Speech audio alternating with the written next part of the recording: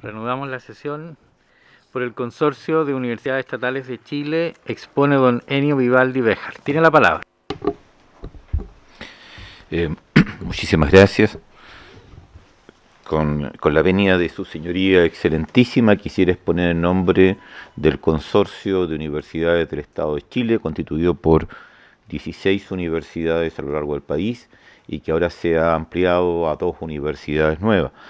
Al hablar en nombre del Consorcio de Universidades del Estado, parto por destacar que si bien esta audiencia ha sido convocada en términos de una impugnación a una iniciativa de gobierno por parte del bloque político de oposición, como universidades estatales nosotros no nos hacemos parte de ninguna instancia política, por el contrario, nos enorgullecemos de que en nuestra historia hayamos contribuido al crecimiento de la nación chilena en su conjunto, que nuestro objetivo sea el desarrollo de la patria considerada como una gran unidad. Precisamente vemos en la educación y en la educación universitaria como una instancia de cohesión social imprescindible, y por lo tanto lo que nosotros tengamos que decir hoy día va a hacer función de lo que pensemos como universidades del Estado en su conjunto, más que una bandería respecto a las posiciones, a las dos posiciones que se confrontan en torno a este alegato.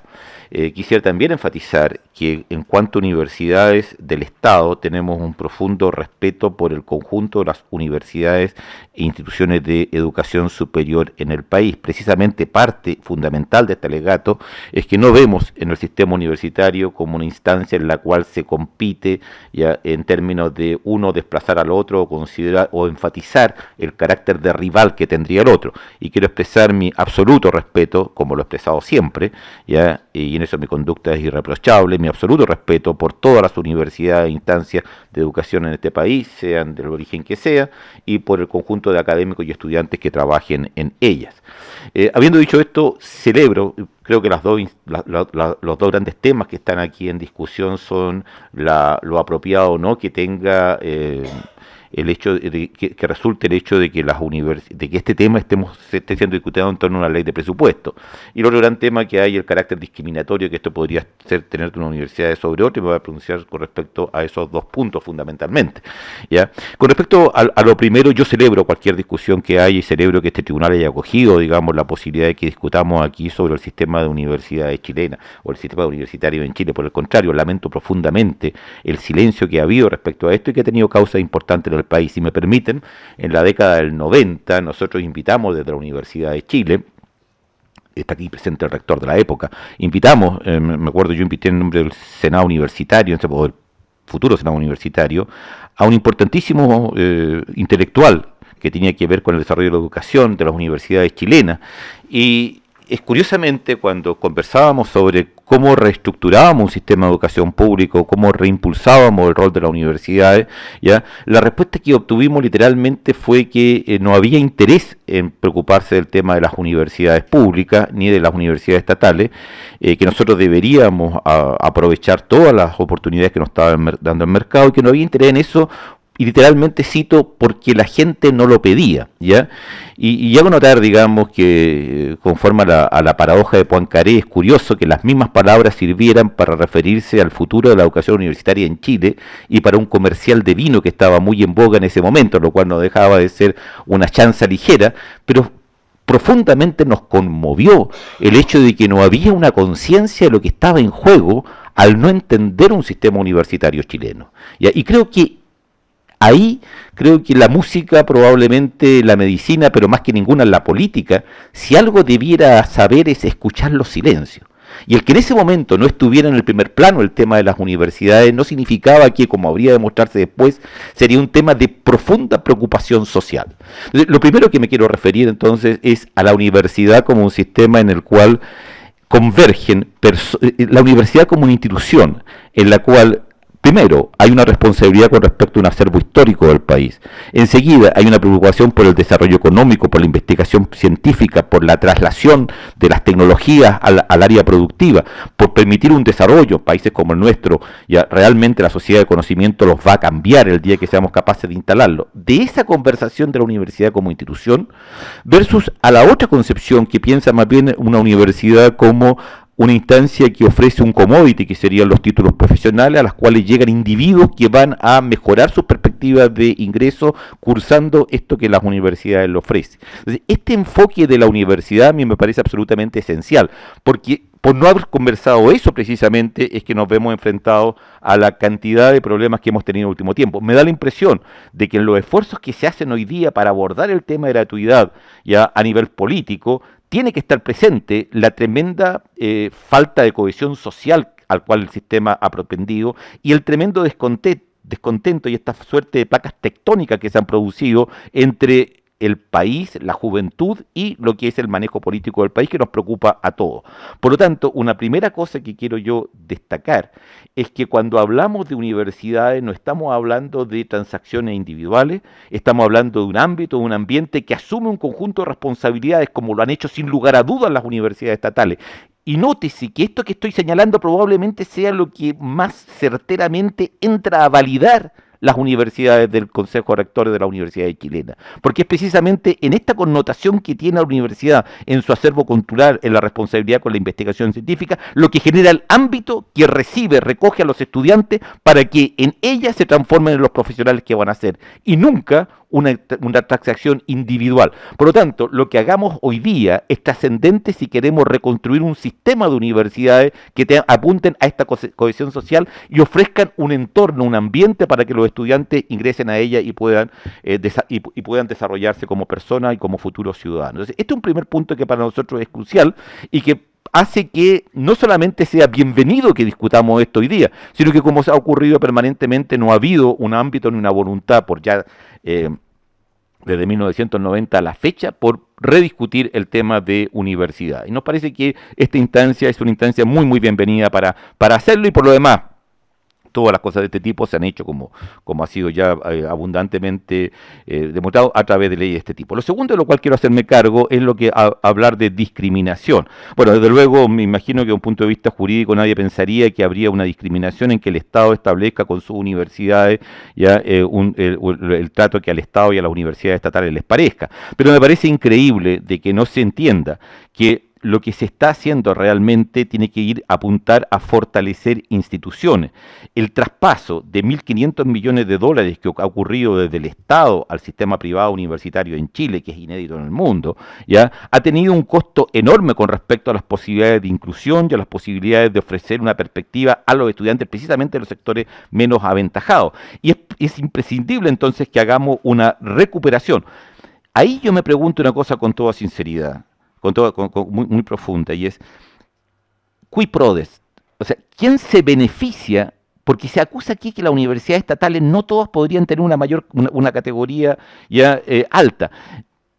Las universidades estatales han tenido que mantenerse en gran parte de regiones ante la indiferencia de quienes no han visto el desarrollo regional, y yo creo que eso es lo primero que la comunidad de cada región siente, que el desarrollo de la región va a depender de una universidad que esté comprometida con la región y con su ciudadanía, y que no la espera de otras instancias que tienen otros intereses, ya que no son precisamente la investigación científica, el desarrollo de la tecnología, etcétera. Y eso es lo que explica que la comunidad regional haya tenido el apoyo que le ha dado a la universidad regional. Única cosa que explica que en condiciones de desmedro, que lejos de ser acusatorio, yo creo que debería llevar un grado de rubor o de culpa, ya el descuido con que se ha tenido a la universidad estatal. A pesar de eso, siguen teniendo indicadores extraordinariamente altos. Estamos reconstruyendo un sistema que haga homogéneo, que la calidad de las universidades del Estado va a ser enormemente alto a lo largo de todo el país. Y es para ello que necesitamos una visión de la universidad que apunta a entenderlas como palanca de desarrollo para el país. Y es eso lo que va a permitir entonces que, me parece, de todas las paradojas, la más increíble es que no haya discriminación en cuanto a las posibilidades que el dinero ofrece a cada cual, ya de formar una cosa, eso no se entienda como discriminación, y que la discriminación se entienda ya en función de discriminar a unos con respecto a otros sin preocuparse de lo que es la calidad de la educación que están recibiendo. Lo primero que debemos nosotros velar es que para los jóvenes chilenos tengan una educación en un ámbito adecuado, en un entorno adecuado, que esa educación provenga de una universidad pluralista, en la cual él tenga acceso a distintos puntos de vista, tengan acceso jóvenes de todas las clases sociales, que en ese entorno universitario él pueda desarrollarse. Y eso es lo que nosotros estamos ofreciendo y garantizando. Por lo tanto, pensamos que hablar de discriminación en Chile para referirse al hecho que por primera vez vamos a consagrar el derecho de los jóvenes que están en determinados niveles socioeconómicos a incorporarse a una universidad sin tener que hacer de ello una transacción comercial, sino que entendiendo como un derecho que la sociedad le da para su desarrollo como persona y que él retribuirá en beneficio del país, nos parece que es algo que comienza por primera vez a romper esta idea de discriminación en un país que es tan dolorosamente segregado. En nombre de la cohesión del país es que las universidades estatales están dispuestas a colaborar con el conjunto del sistema. Muchas gracias. Muchas gracias a usted. Bien, por la Universidad de los Andes expone don José Ignacio Martínez. Tiene la palabra. Gracias, señor presidente. Con la venida del señor presidente quiero comenzar mi intervención en representación de la Universidad de los Andes, haciendo presente con orgullo que quien les habla fue formado como profesional en una universidad estatal y también con orgullo hoy me desempeño como profesor universitario en la Universidad de los Andes. Quiero señalar también que creemos que todos quienes hemos comparecido a esta audiencia citada por este excelentísimo tribunal deseamos probablemente lo mejor para Chile y que aspiramos a una educación de calidad para todos, sin distinción. Sin embargo, estimamos que estos fines loables no pueden conseguirse de cualquier manera en un Estado de Derecho, en donde los poderes públicos, como ustedes saben, excelentísimo tribunal, están sometidos al derecho.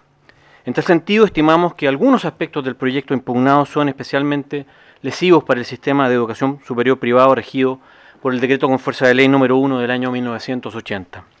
En concreto, estimamos que dichas infracciones se relacionan con el principio de juridicidad, infracciones al principio de juridicidad e infracciones al principio de igualdad ante la ley, según vamos a exponer a continuación.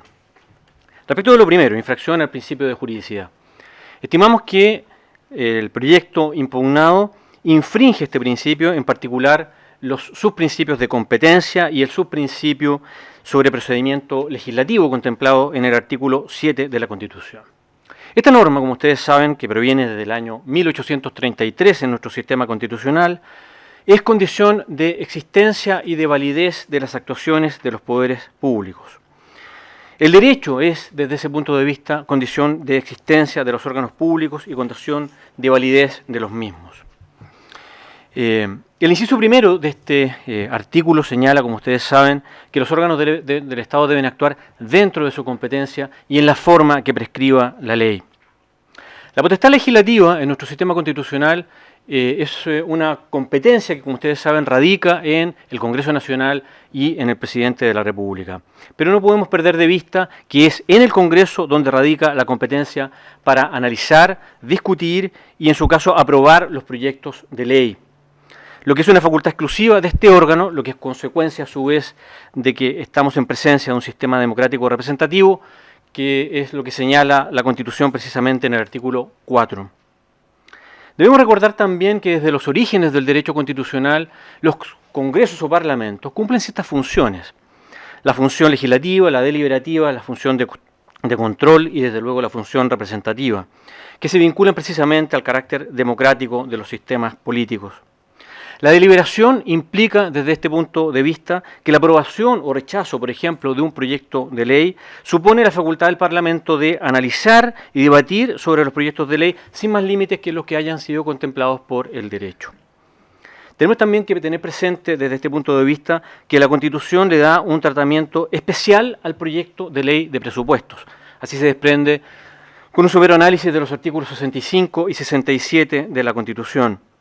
Este es un procedimiento especial porque limita la competencia del Congreso, en particular la función deliberativa.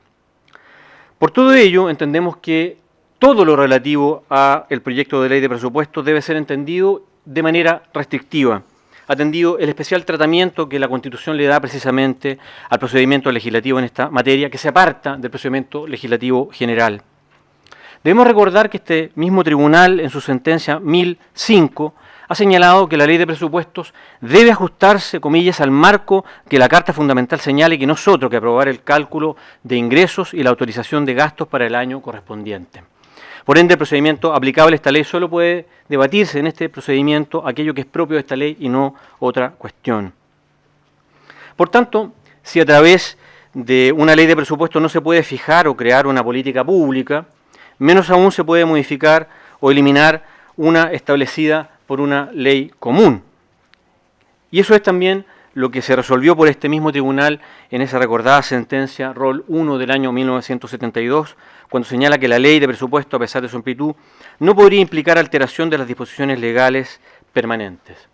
Desde luego, esto es consecuencia, no se pueden modificar disposiciones legales permanentes. Si eso es así, tampoco se pueden establecer o crear a través de una ley de presupuestos políticas públicas creadas ex novo. Si bien es posible que la ley de presupuesto contenga, a nuestro juicio, autorizaciones para gastos variables, esto solo puede aplicarse para el año en que ella regirá. Pero, como se comprenderá, no puede pretenderse que una glosa presupuestaria se contenga en ella toda una política de financiamiento para un futuro indeterminado. En el caso de autos, a través de las glosas presupuestarias impugnadas se están modificando regulaciones legales de fondo que desde el año 1981 rigen el sistema de educación superior. Por ello consideramos que se infringe de esta manera el principio de juridicidad en lo relativo al subprincipio de competencia y al subprincipio de procedimiento legislativo propio, insisto, del principio de juridicidad. Con relación al principio de igualdad ante la ley, estimamos que es importante recordar lo que este tribunal ha sostenido en numerosas sentencias. Por ejemplo, la Rol 784, en cuanto a que la igualdad supone la distinción razonable entre quienes no se encuentran en la misma condición. La razonabilidad, ha sostenido este excelentísimo tribunal, es el cartabono estándar de acuerdo con el cual debe apreciarse la medida de igualdad o la desigualdad. En tal sentido, estimamos que el proyecto impugnado contempla un mecanismo de financiamiento de la educación superior sustentado en una serie de requisitos y de condiciones que a nuestro juicio no se ajusta precisamente a estos estándares fijados por este excelentísimo tribunal. La glosa 5, en la parte que dispone que son elegibles para acceder al sistema de financiamiento de gratuidad para las instituciones de educación superior, que además de otros requisitos impone que respecto de las universidades que se refiere el artículo 1 del decreto con fuerza de ley número 1 del Ministerio de Educación, es decir, las universidades que existían al 31 de diciembre del año 1980 y las derivadas de ellas, entre las cuales hay, como ustedes saben, universidades estatales y también universidades privadas. Después del año 1980 comienzan a regir el decreto con fuerza de ley número 1 y a partir de ahí se incorporan al sistema universitario chileno nuevas universidades. Y a estas, el proyecto de ley impugnado señala que podrán acceder al mecanismo imponiéndole requisitos que no se contemplan para las universidades regidas por el decreto con fuerza de ley número 4.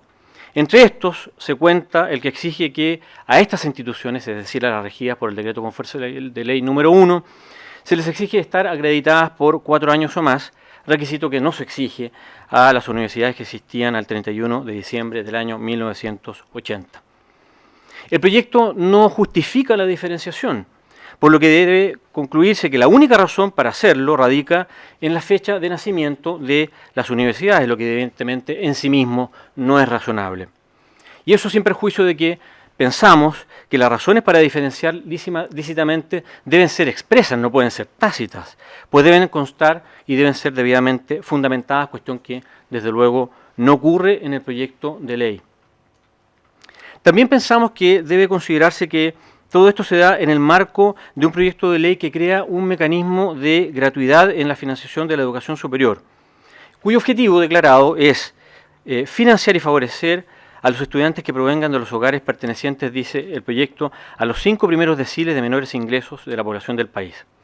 El proyecto, por tanto, contempla un mecanismo para otorgar gratuidad a los estudiantes universitarios habiendo utilizado como criterio de diferenciación la vulnerabilidad socioeconómica, lo que en sí mismo, desde luego, es constitucionalmente admisible.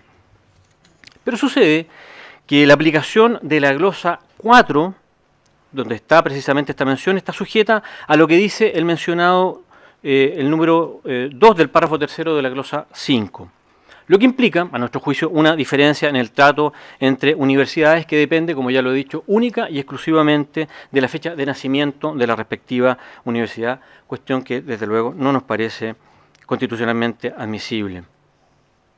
esta diferenciación no resulta acorde a los principios a los parámetros del principio de igualdad ante la ley fijados y recogidos por este mismo excelentísimo tribunal. Pero además, pensamos que esta diferenciación implica además no solamente la afectación de la igualdad ante la ley, sino que también pensamos que hay aquí una afectación a la seguridad jurídica. Estimamos que se infringe de alguna manera también el artículo 19, numeral 20, en cuanto a que se alteran de manera subrepticia las reglas que rigen el sistema universitario, cuestión que el Tribunal Constitucional en su sentencia 207 estimó que era inconstitucional. Por todo lo anterior, excelentísimo tribunal, estimamos que el proyecto de ley infringe, a nuestro juicio, el principio de juridicidad y el principio de igualdad ante la ley. Gracias, señor presidente. Gracias a usted.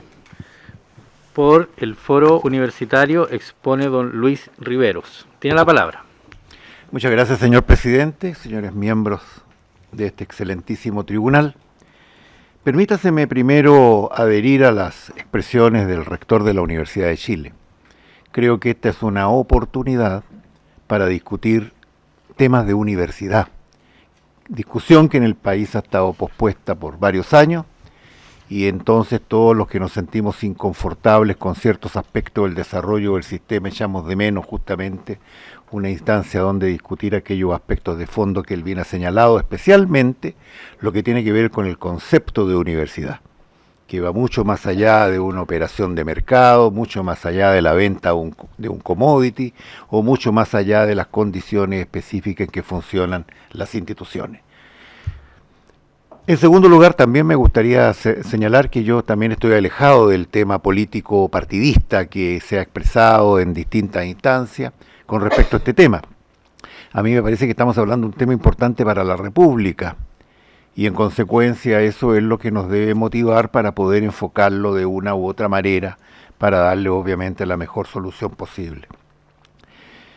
Me gustaría señalar, señor presidente, desde hace mucho tiempo hemos venido insistiendo muchos sobre la necesidad de tener una legislación sobre el sistema universitario chileno y sobre la educación superior en general. Se despertaron ciertas esperanzas de que esto ocurriese con un documento emitido por el Ministerio de Educación a principios de este año, en que señalaba distintas cosas que había que abordar, incluyendo la institucionalidad del sistema de educación superior, el financiamiento del mismo, los temas que tenían que ver con la acreditación, aquellos otros que tenían que ver con la selección, ¿no es cierto?, y admisión. O sea, había un panorama de cambio que yo veía muy saludable y muchos coincidíamos en eso. Y en mi opinión eso debió haber sido una cosa primera a legislar antes de entrar específicamente en un tema como el de la gratuidad, ¿no es cierto?, que es el que nos ocupa hoy día. Yo creo que la ausencia de esa discusión y de una ley general sobre educación superior es lo que hoy día estamos resintiendo, porque todas estas cosas aparecen entonces como, bueno, de alguna manera relacionadas con un tema que nos gustaría abordar en forma más profunda. Pongo un ejemplo. La glosa legisla, diríamos, indirectamente sobre algunos temas que nos deben ocupar mucho más profundamente. Por ejemplo, sobre el uso de la acreditación. Aquí se ha establecido, bueno, un parámetro que es 4 años de acreditación para una institución que es elegible o no es elegible. Y desde luego uno se pregunta, ¿no es cierto?, si ese es un parámetro que está efectivamente validado por el contenido de la acreditación, o sea, se refiere a la acreditación de todas las áreas de la universidad o de alguna de ellas. Eso permanece, ¿no es cierto?, un poco en las sombras. Y además, ¿no es cierto?, también uno se pregunta qué pasa con una institución que tiene 4 años de educación, pero que, de acreditación digo, pero que la carrera en específico, digamos una escuela de Derecho, tiene 2 años de acreditación. Entonces ahí hay una inconsistencia, ¿no es cierto?, que obviamente causa problemas, lo mismo en algunas instituciones en que carreras están acreditadas por un buen número de años, 4 o más, y la institución no está acreditada. o está acreditada, ¿no es cierto?, solamente por menos años de los 4. Entonces esto muestra, ¿no es cierto?, de que esta legislación a través de una glosa pone, digamos, algunas pinceladas generales que uno puede o no concordar, pero en definitiva se intenta definir, digamos, algunos temas más allá de la legislación específica, en este caso la legislación sobre acreditación del año 2006. Un segundo tema, digamos, en el mismo ámbito, el derecho a la participación. Bueno, es que esté el rector actual de la Universidad de Chile y quien habla. La Universidad de Chile ha establecido criterios de participación de los estudiantes de hace ya varios años y nos sentimos muy orgullosos y muy conformes con eso. Pero eso no es la generalidad del sistema. Pregunto, ¿cuántas instituciones tienen derecho a participación y qué significa eso? Derecho a participación, dice la glosa, en algunas instancias. ¿Qué es lo que significa algunas instancias? Entonces, de nuevo aquí, se está intentando legislar sobre una materia que es delicada, sobre una materia que no se puede imponer desde arriba, tiene que surgir de las propias instituciones, pero que en definitiva va a ser más la causa de problemas, ¿no es cierto?, que de soluciones. Luego, esta glosa también crea un instrumento nuevo que no existe en la legislación actual, que es el arancel regulado. Hasta ahora existe un arancel de referencia, que es una cuestión que sirve solamente para la asignación de créditos con aval del Estado. Pero un arancel regulado, que significa una fijación de precio y que se podrá hacer con un criterio u otro, y en definitiva uno también podría aceptar que existan distintos aranceles para distintas instituciones, dado el grado de complejidad, ¿no es cierto?, de las mismas. Bueno, eso necesita un análisis, ¿no es cierto?, y una legislación específica que no está contenida en esta manera en que se ha abordado, ¿no es cierto?, a través de la glosa 5. Y por último también, ¿no es cierto?, aquí está presente el hecho de que se están fijando cupos a las universidades, y yo considero de que eso, ¿no es cierto?, constituye una manera de afectar la autonomía de las instituciones, entendiendo, por cierto, que la minimización del gasto que tiene que realizar el Estado requerirá fijar el precio y fijar la cantidad, pero eso advierto también que lleva a un inmovilismo, ¿no es cierto?, de las instituciones, cuando las instituciones necesitan crecer, y no necesariamente crecer por intereses financieros, ¿no es cierto?, o subalternos. De manera que veo yo, digamos, de que un primer elemento, ¿no es cierto?, es que esta glosa legisla sobre asuntos, digamos, que son mucho más allá, mucho más delicados y que muestran la ausencia, efectivamente, de una ley general que debió haber precedido esta discusión. El Foro Universitario es una entidad de estudio sobre el sistema de educación superior y sobre el sistema universitario específicamente.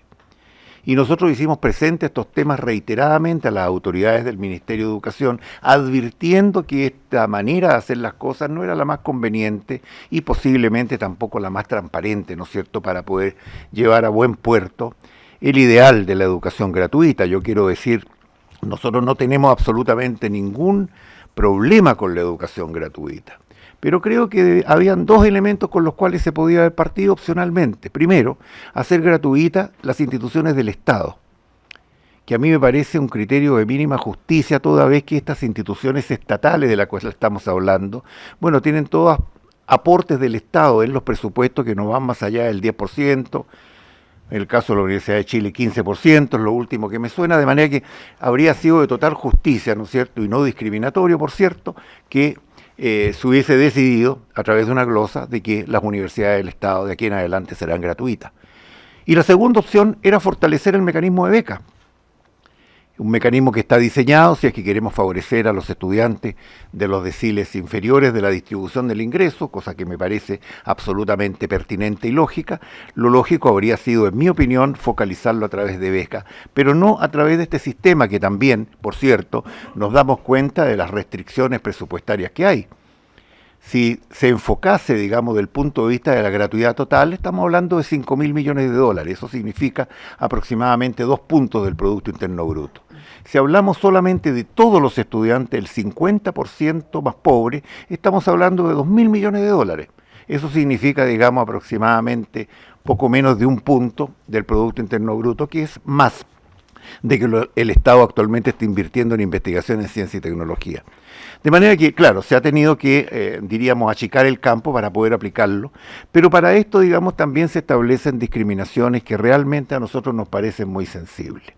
Cuando yo veo el caso, ¿no es cierto?, de institutos profesionales o centros de formación técnica en las regiones del país, estudiantes que no se pueden acoger a esto, claro, porque se dice en esas instituciones participan o son beneficiarias, ¿no es cierto?, fundaciones o corporaciones con fines de lucro. La pregunta es, ¿quién les dijo a esos estudiantes que eso iba a ser así o que eso va a ser así, ¿no es cierto?, una vez que ya son estudiantes de esa institución respectiva? Eso me parece, digamos, que desde el punto de vista de la política pública no puede ser. Me parece a mí también que aquí se está regulando sobre instituciones, y digo, me parece muy bien que se regule sobre instituciones y sobre el lucro, ¿no es cierto?, y sobre todas estas cosas, pero ¿por qué castigamos a los estudiantes para hacer este tipo de regulaciones, ¿no es cierto?, indirectamente, cuando en realidad deberíamos hacerlo a través de una ley explícita que revisara las condiciones en las cuales podrán funcionar, ¿no es cierto?, los institutos profesionales, los centros de formación técnica y las propias universidades, naturalmente. Me parece a mí, digamos, de que cuando hay universidades que están siendo favorecidas con esto, porque tienen 4 o más años, uno ve que hay algunas universidades que tienen 4 menos años y que también van a ser favorecidas. Entonces, claro, la pregunta es cómo se pone esa regla, ¿no es cierto?, y por lo tanto, ¿no es cierto?, qué sentido de justicia abriga ella. Lo mismo en esto de las instituciones relacionadas, porque las hay en el propio Consejo de Rectores, instituciones beneficiarias que son, ¿no es cierto?, corporaciones que no están declaradas sin fines de lucro. Muchas gracias, señor presidente. Muy bien, muchas gracias a usted. Por el Consejo de Trabajadores de las Universidades Chilenas, CONATUCH, expone Miriam Barahona Torres. Tiene la palabra. Muchas gracias. Buenas tardes, ministras, ministros. Yo vengo del Consejo Nacional de Trabajadores de las Universidades Chilenas. Represento a los trabajadores de las universidades estatales, tradicionales y privadas. Nosotros nos hemos agrupado en esta organización aproximadamente casi 10 años ya. Yo voy a hablar desde 2 ámbitos. Primero que nada, nosotros los trabajadores somos actores que estuvimos en la calle, y justamente en conjunto con los estudiantes, hoy día estos actores, en mi persona, está aquí ante este tribunal para poder exponer. Nosotros queremos que esta glosa presupuestaria, la cual hay algunos sectores que están diciendo que quieren que se elimine para volver a revisarla, nosotros queremos que se acoja no el requerimiento a que se elimine, sino que siga su curso que corresponda pertinente. Voy a argumentar 2 cosas. La primera es en un ámbito más político, porque nosotros como trabajadores no solo venimos aquí por un tema reivindicativo, sino que también político. Nosotros, con respecto a la glosa presupuestaria, creemos que hay algunos sectores que están utilizando esto como un instrumento político, ideológico, como se dijo anteriormente, principalmente con lo que tiene que ver con lo público estatal versus lo privado. Nosotros creemos que también a través de eso se estaría perpetuando lo que es el lucro, si es que esto llega a un puerto en favor de este sector que está exponiendo que se elimine el tema del presupuesto. Nosotros creemos que el tema de fondo no es solo el financiamiento, sino que también tiene que ver con el tema de fondo, que es la reforma a la educación. Yo le pregunto a las señoras ministros y a los señores ministros, ¿acaso si hoy día esto no resulta para estos sectores, van a venir próximamente a solicitarle a ustedes que también ustedes puedan recibirnos para hablar del acceso, la calidad, la democratización o el rol del Estado con sus universidades? Porque ese es el tema de fondo. Es el tema de fondo que puso la sociedad chilena en las calles, que fue tener una nueva reforma, una nueva forma de mirar la educación pública y estatal. Por otro lado, también estamos hablando de la exclusión de los beneficios. Acá se habla mucho sobre el tema de las personas, de los pobres, que no tienen acceso a ir a una universidad estatal, a no poder acceder a ello. Efectivamente, puede ser que es así, pero sí nosotros, como trabajador y como padre, no podemos permitir que se hable desde los más vulnerables, porque los vulnerables, lamentablemente, hoy día no están acá, sino que se hable realmente y se diga con todas sus letras que se está hablando desde los intereses personales de cada corporación y de cada consejo, el cual preside cada institución que tiene cada institución privada, porque eso es lo que se está haciendo. Por lo tanto, yo pido respeto para aquellos que toman la palabra de vulnerables o de pobres y los toman como en forma de rehén. Yo felicito a aquellos que han podido estudiar en universidades estatales porque tuvieron la posibilidad. También felicito a aquellos que pudieron mandar a sus hijos o ellos mismos que están dentro de esta sala pudieron ir a universidades norteamericanas y quizás universidades europeas. Lamentablemente la mayoría de los jóvenes chilenos, de nuestros hijos y también nosotros mismos, mi generación, muchos de nosotros no tuvimos esa posibilidad. Pero yo no vengo a hablar solamente en ese ámbito, sino que también quiero dejar claro que aquí también en el tema del presupuesto hay un actor ausente, que somos los trabajadores.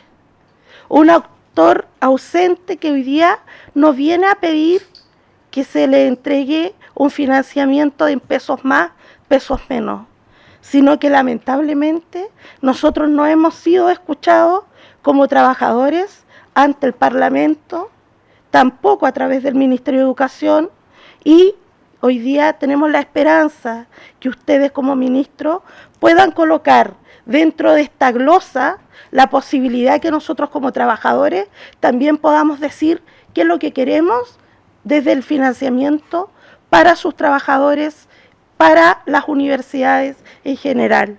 ¿A qué me refiero yo? Me refiero de que, por ejemplo, ¿qué va a pasar cuando estas instituciones sean financiadas directamente? Que ya no va a ser a través de financiamiento a los estudiantes, que me parece terrible que nosotros esperemos que se nos paguen las remuneraciones según la cantidad de estudiantes que hay en cada universidad. Nosotros creemos que el Estado efectivamente se tiene que hacer cargo de eso, pero aquí con la diversidad de trabajadores que habemos trabajadores estatales y trabajadores privados, nosotros simplemente queremos un financiamiento a una carrera funcionaria real para poder tener un pleno empleo. Y eso tiene que ser financiado con un porcentaje dentro de esta glosa, la cual en este momento nosotros no la tenemos. Por eso yo cuando inicié esta intervención, yo dije, va a ser una intervención política, también reivindicativa, pero que quede claro que los trabajadores queremos que esto curse, queremos que la reforma siga, queremos que el financiamiento, nosotros sabemos que esta es una primera señal que se está dando en un camino muy largo. Y si nosotros en este momento esto se detiene, el camino aún se va a hacer más largo. Eso es lo único que queremos decir como trabajadores y ojalá que esto pueda ser entendido por ustedes. Muchas gracias. Gracias a usted. Finalmente, por el Consejo Nacional de Instituciones Privadas de Educación Superior, CONIFOS, expone don Rodrigo Cerda y Juan Matulich. Pedimos que desocupen, sí, para que yo... Sí, uno solo parece.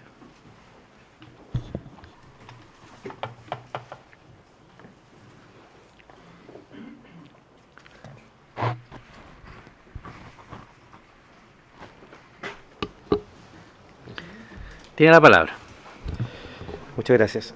Excelentísimo Tribunal Constitucional, con la venia del señor presidente, expongo en representación del Consejo Nacional de Instituciones Privadas de Educación Superior, CONIFOS. Mi exposición tiene que se basa fundamentalmente en tratar de dar a entender al excelentísimo tribunal los cambios que han experimentado en los últimos 30 años la educación superior en Chile. Históricamente, y hemos escuchado muchas de las exposiciones, se ha concentrado gran parte de los debates en torno a la existencia de igualdades o desigualdades en las inversiones, fundamentalmente en el mundo universitario. Pero esta situación ha cambiado y ha cambiado drásticamente en los últimos años. Y hoy día tenemos que un 45% de los estudiantes de la educación superior son estudiantes del mundo técnico. Y sin embargo, la institucionalidad en Chile, a través del Ministerio de Educación, y particularmente lo que refleja esta glosa y esta ley de presupuesto, manifiesta lo que se ha venido generando durante los últimos años, que es una permanente invisibilización de la existencia de este mundo. Un mundo que hoy día tiene el 57% de la matrícula nueva, pero que sin embargo a nivel de la institucionalidad no tiene a través del Ministerio de Educación una división de educación superior que refleje la existencia de este 45% de los estudiantes en Chile. Por lo tanto, todos los planteamientos que se hacen en el tiempo generalmente vienen a validar la existencia de un histórico que es el mundo universitario, y se deja fuera del alcance la situación que vive y que experimenta hoy día el mundo técnico. Y eso hoy día hace que fundamentalmente a través de este proyecto de ley de presupuesto del sector público del año 2016 se perpetúa una discriminación hacia el mundo técnico. Y esto tiene que ver fundamentalmente con que hoy día menos del 20% de los recursos que asigna el Estado a los estudiantes de la educación superior son asignados y distribuidos a los estudiantes de educación técnica de los centros de formación técnica e institutos profesionales. Y eso obviamente se refleja hoy día en que la ley de presupuesto ha dejado, en el caso de CONIFOS, al 100% de los estudiantes, más de 80.000 estudiantes, fuera de la gratuidad.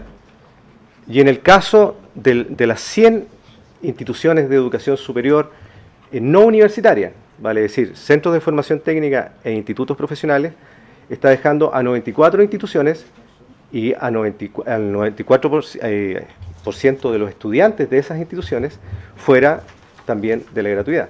Por lo tanto, estamos hablando de que la implicancia que está teniendo esta ley efectivamente tiene un efecto muy negativo en nuestro sector. Por lo tanto, venimos aquí no para exponer argumentos de política, sino que argumentos de principio, en cuanto que algunos de los preceptos impugnados infringen efectivamente normas fundamentales. Es decir, si cuestionamos las glosas aprobadas por el Poder Legislativo y solicitamos a este tribunal que las invalide en algunos de los aspectos impugnados por el requerimiento de 31 diputados. Es porque consideramos que presentan graves defectos de incoherencia con las normas constitucionales, ya sean estas normas de derechos fundamentales o de competencia y debido procedimiento legislativo. Nos parece de partida que es un error de la política pública tratar de extender un marco regulatorio que está pensado principalmente para las universidades al sector de los institutos profesionales y centros de formación técnica, sin hacer las necesarias distinciones entre entes de naturaleza distinta. Si la igualdad significa tratar igual a los iguales y distinto a quienes conforman categorías distintas, no corresponde aplicar requisitos que son exigibles a las universidades, a los IP y CFT. En tal sentido, desde su nacimiento, las universidades privadas han sido creadas como corporaciones o fundaciones sin fines de lucro, en tanto que los IP y CFT han podido organizarse como instituciones con fines de lucro de manera legítima dentro del ordenamiento jurídico vigente. En tercer lugar, paso a referirme a los preceptos impugnados que nos parecen claramente inconstitucionales en el orden de la importancia que revisten para las instituciones que represento y sus entidades. 1. Letra C de la glosa 4 de la partida 9, capítulo 1, programa 30, relativa a la asignación sobre becas de educación superior referida a la beca Nuevo Milenio. nos perjudica en cuanto impone un compromiso de contenido absolutamente incierto. La denominada Ley de Inclusión, que tuvo un largo trámite legislativo y posterior revisión ante este excelentísimo Tribunal Constitucional, reguló detalladamente todas las implicancias de la transformación de establecimientos educacionales a entidades sin fines de lucro, a los efectos de obtener la subvención que asegura la gratuidad de la enseñanza obligatoria. Así, dicha ley regula la constitución de nuevas personas jurídicas sin fines de lucro, la transferencia de la calidad de sostenedor, los procedimientos y plazos para adquirir inmuebles a nombre de establecimiento, la pervivencia transitoria de contratos de arrendamiento u otros, la garantía Corfo para la compra de inmuebles, etc. Más aún, en el caso de la Ley de Educación Parvularia, este excelentísimo tribunal estimó que el derecho al financiamiento es inherente al reconocimiento oficial, por lo que la norma que ordena la transformación a entidades sin fines de lucro es una norma de rango orgánico constitucional. La letra C del párrafo segundo y los párrafos tercero, séptimo y octavo de la glosa 5, partida 9, capítulo 1, programa 30, relativa a la asignación sobre financiamiento del acceso gratuito a las instituciones de educación superior, nos perjudica especialmente la referencia a las instituciones elegibles que hayan celebrado el convenio establecido en el párrafo cuarto. Esto es especialmente lesivo y claramente discriminatorio para las instituciones que representamos y en especialmente para sus estudiantes, quienes son los realmente afectados. Primero, porque los discrimina respecto a universidades y estudiantes del CRUCH que no deben cumplir ni requisitos académicos ni institucionales, generando para ellos un privilegio y para nuestros representados un trato desfavorable, lo que genera por ese solo hecho una desigualdad ante la ley. Segundo, establece requisitos en forma retroactiva, estableciendo una verdadera sanción para alumnos e instituciones que han actuado en todo momento de buena fe y en estricto apego al ordenamiento jurídico que los rige. Y tercero, porque segrega e impide de modo absoluto adecuar la conducta institucional o personal a los propósitos que esta nueva ley establece. Creemos que este es el núcleo del argumento de inconstitucionalidad de la glosa, lo que en esta parte al menos debería ser estimada inconstitucional. La glosa 19 en la partida 9, capítulo 1, programa 30, relativa a la asignación sobre financiamiento del acceso gratuito a las instituciones de educación superior, así como la asignación sobre becas de educación superior, está ligada a la inconstitucionalidad de exigir como requisito para acceder a la gratuidad la condición de entidades sin fines de lucro para IP y CFT, en circunstancias que ha sido la ley, una ley orgánica constitucional, la que ha permitido, y en algún sentido obligado, a adoptar otra forma jurídica. En efecto, la Ley Orgánica Constitucional de Enseñanza, número 18.962 del 10 de marzo de 1990, exigió a los IP y CFT organizarse como personas de derecho privado, con objeto único, estableciendo un breve plazo de 2 años para ajustarse al requerimiento legal. En esa tesitura, muchas entidades tuvieron que construir sociedades con la orientación de la División de Educación Superior del Ministerio de Educación para cumplir con el requerimiento legal. Ni entonces ni después, hasta ahora, adoptar esa forma jurídica fue cuestionada ni sospechosa de incumplimiento de algún requisito legal o de calidad. La glosa de gratuidad finalmente establece una discriminación arbitraria. Las instituciones elegibles son clasificadas en 3 grupos distintos bajo criterios diversos que no tienen una justificación razonable. Cabe señalar que esta organización, al momento de realizarse los primeros anuncios por parte de la autoridad, tanto del exministro de Educación, señora Izaguirre, como de la actual jefa de la cartera, señora Del Piana, solicitó con fecha 31 de julio del presente al Ministerio de Educación, en virtud de las disposiciones consagradas en la Ley de Transparencia, los documentos que den cuenta de la fundamentación para la no inclusión de alumnos de otras instituciones de educación superior cuya constitución, vigencia y títulos que otorgan se encuentran debidamente reconocidos por el Estado, tales como los institutos profesionales y centros de formación técnica constituidos bajo la modalidad de sociedades de conformidad a los decretos Fuerza de Ley 5 y 24 de 1981. La respuesta que fuera entregada con fecha 31 de agosto del presente mediante resolución exenta 6007 de la Subsecretaría de Educación se amparó en que todo fundamento debe mantenerse en reserva, pues cualquier divulgación pudiera considerarse que afectaría la correcta implementación de las políticas públicas sobre la materia.